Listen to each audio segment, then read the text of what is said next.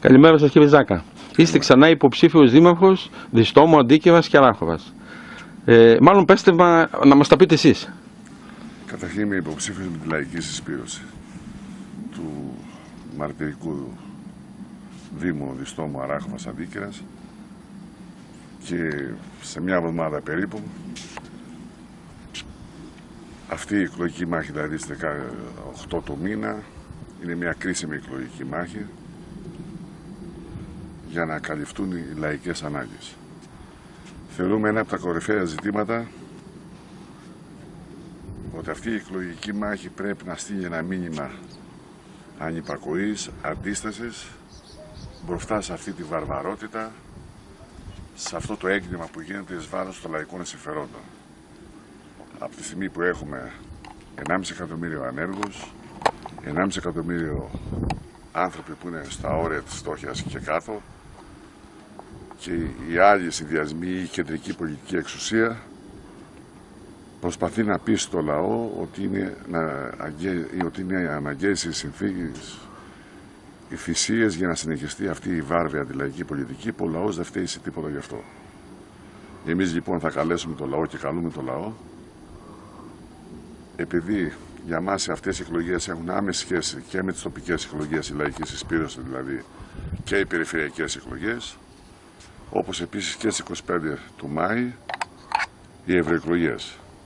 Δίνουμε ενιαία τη μάχη γιατί από 1η του 2014 η χώρα μας είναι σε εποπτεία και όλες οι χώρες μέλη της Ευρωπαϊκής Ένωσης είναι σε εποπτεία.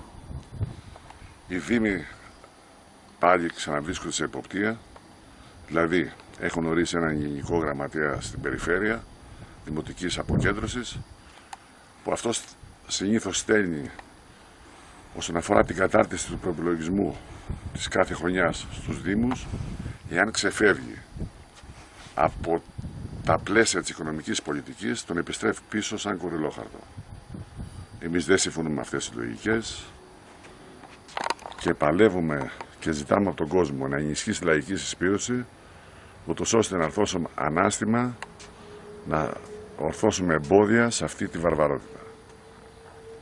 Τώρα, αν θέλετε, γι' αυτό και όλας καλούμε τον κόσμο να ψηφίσει τη λαϊκή συσπήρωση, έστω και μία ψήφο παραπάνω θα είναι ένα βόλι σε αυτή την εγκληματική πολιτική που φορτώνει και θα φορτώσει νέα βάρη στο λαό. Με αυτή την έννοια λοιπόν έτσι βλέπουμε εμείς τις δημοτικές εκλογές, και αυτός ο τοπικισμός που θέλει να χωρίσουν τους ανθρώπους σε Διστομίτες και Αραχοβίτες, σε Στυριώτες και Αντικυρέους, εμείς δεν συμφωνούμε καθόλου. Μάλιστα οι άλλοι τρεις συνυποψήφοι βγαίνουν και ζητάνε, γιατί ενώ συμφωνούν με αυτές τις πολιτικές, δεν βγαίνουν με το πρόσωπο το πραγματικό που έχουν, δηλώνουν ακομμάτιστοι, δηλώνουν ανεξάρτητοι, δηλώνουν άνθρωποι αυτοδιοικητικοί, αλλά αν κανείς, και κάνουμε έκκληση στον κόσμο να θυμηθεί και να δει αυτή η μεταγραφολογία που έχει γίνει ανάμεσα στους άλλους συνδυασμούς, στους υποψήφιους συμβούλους, οι υποψήφιοι δήμαρχοι καλλιεργούν μία αντίληψη και κάνουν ένα εμπόριο ελπίδας, γιατί υπάρχει τεράστιο πρόβλημα της ανεργίας, τεράστιο το πρόβλημα της ανέχειας, και πάνω εκεί εκμεταλλεύονται το εργοστάσιο του αλουμινίου, εκμεταλλεύονται ότι υπάρχουν διάφοροι ιδιώτες που μάλιστα από τις αρχές Απρίλη ψήφισαν νόμο ότι όλες οι υπηρεσίες του Δήμου, μάλιστα τα πάγια έσοδα θα τα βάλουν ενέχειρο, ούτως ώστε ο κάθε εργολάβος, είτε αυτά πρόκειται για τα λογιστικά, για την καθαριότητα, είτε για το φωτισμό, είτε για την ίδρυυση, να μπορούν να πληρώνονται μέσα από τα λεφτά που θα έχουν κατατεθεί με τη διαδικασία της εγχειρίασης. Εμείς λοιπόν δεν συμφωνάμε με αυτή τη λογική και γι' αυτό καλούν τον κόσμο να ενισχύσει και να ψηφίσει τη λαϊκή συσπήρωση. Εμείς δεν κρυβόμαστε ποιοι είμαστε. Αυτός ο συνδυασμός τον στηρίζει το Κομμουνιστικό Κόμμα Ελλάδας. Μέσα στο ψηφοδέλτιό μας, το 40 και πλέον των υποψηφίων συμβούλων είναι συνεργαζόμενοι με εμάς τους κομμουνιστές και πιστεύω ότι ο λαός, έχουμε εμπιστοσύνη στην κρίση του, θα μας δώσει την ανάλογη δύναμη, τουλάχιστον σε πρώτη φάση, να μπορέσουμε να αρθώσουμε ένα μέτωπο ή ένα εμπόδια να μην συνεχιστεί αυτή η βάρβαρη πολιτική. Δηλαδή, αυτό που λένε, δεν πρέπει να περάσει η λογική ότι δεν έκαναν τίποτα. Είτε η σημερινή Δημοτική Αρχή, είτε οι άλλοι συνυποψήφοι, που δεν πήραν καμία πρωτοβουλία αυτά τα χρόνια και να φέρουν κάποια πρόταση στο Δημοτικό Συμβούλιο, αυτό σημαίνει, και πρέπει να το μεταφράσει ο κόσμος, ότι δεν θέλαν να έρθουν σε σύγκρουση με αυτή την κυβερνητική πολιτική της κυβέρνησης αλλά και της Ευρωπαϊκής Ένωσης, γιατί από εκεί εκπορεύονται αυτές οι πολιτικές, δεν θέλαν να δουν σε ρήξη και σε σύγκρουση. Τώρα, αν θέλετε να ρωτήσετε κάτι άλλο, είμαστε στη διάθεσή σας. Εσείς σαν αυτή όλη τη διάρκεια που είστε, σαν αντιπολίτευση, θέλατε κάτι το οποίο να ψηφίσετε εσείς, αλλά δεν μπορούσατε για το καλό το τόπο των 3 χωριών, 4 ή και του Σιουβλουκά που είμαστε μαζί? Βεβαίως. Παραδείγματος χάρη. Εμείς απαιτούσαμε και διεκδικούσαμε να πάρθουν μέτρα, ένα από τα κορυφαία, το ζήτημα της υγείας. Όταν εδώ και 2 χρόνια και παραπάνω το κρατικό νοσοκομείο της Κεβαδίας υποβαθμιζόταν. Θέλαμε να πάρθουν μέτρα για τη σεισμική θωράκιση, παράδειγμα των σχολείων, δηλαδή των κτηρίων που συναθρίζεται πολλοί κόσμος, γιατί δεν υπάρχει σεισμική θωράκιση. Θέλουν να γίνουν έργα τα οποία να δίνουν δουλειά, όπως είναι αντιπλημμυρική και αντιπυρητική προστασία.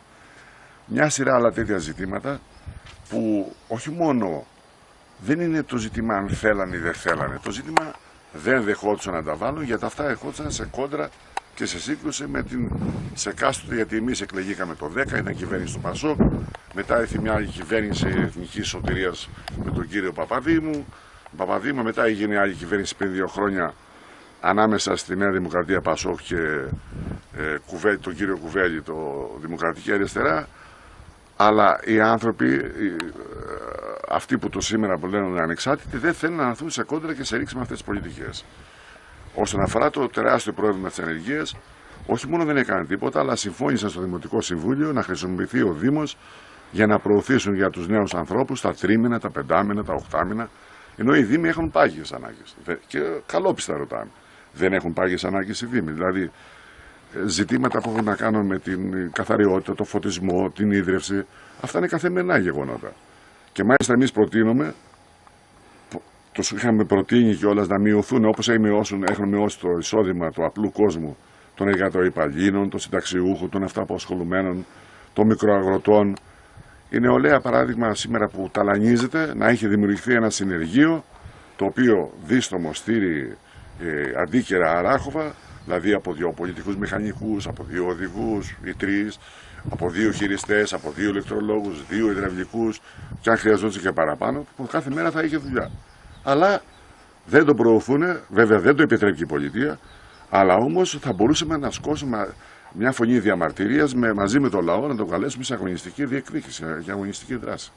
Τα ζητήματα της υγείας, τα ζητήματα της παιδείας. Αρκεί να σας αναφέρω ένα χαρακτηριστικό παράδειγμα. Όλοι μας, το 45% από τα τέλη κυκλοφορίας που πληρώνουμε εδώ και χρόνια, είναι να πηγαίνει η τοπική αυτοδιοίκηση. Παρ' όλα αυτά, αντί να πάει στην τοπική αυτοδιοίκηση, είχαν μαζευτεί ένα ποσό γύρω στα 11 δισεκατομμύρια περίπου.